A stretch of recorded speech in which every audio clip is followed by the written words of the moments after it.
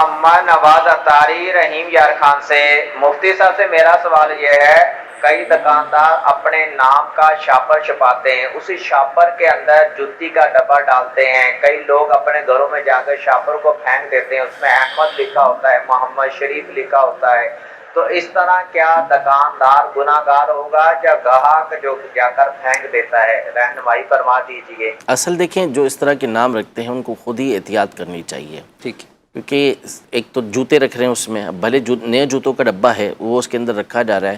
لیکن بہرحال اب نام مقدس اس پہ لکھا ہوا ہے، اللہ کا نام ہے، نبی پاک صلی اللہ تعالیٰ علیہ وسلم کا نام نامی ہے، اب اس میں کوئی جوتوں کا ڈبہ رکھے گا تو اتنا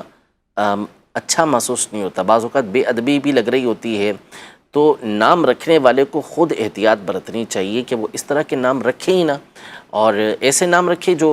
مقدس نہ ہوں،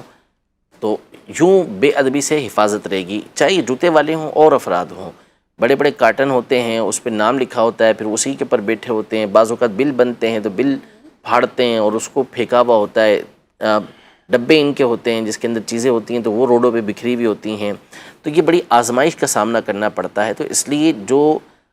دین پر عمل کرنا چاہتے ہیں، ایسی چیزوں کی بے ادبی سے بچتے ہیں، انہیں چاہیے کہ اس کا بھی دھیان رکھیں اور اپنی دکانوں کے نام مقدس ناموں کے اوپر نہ رکھا کریں، ورنہ بہرحال بے ادبی کا بہت زیادہ اندیشہ ہوتا ہے، اور جس نے پھینک دیا شاپر اٹھا کے تو اس کے اپنے اوپر ہی حکم ہوگا، صحیح، دکاندار کے اوپر اس کا حکم نہیں ہوگا۔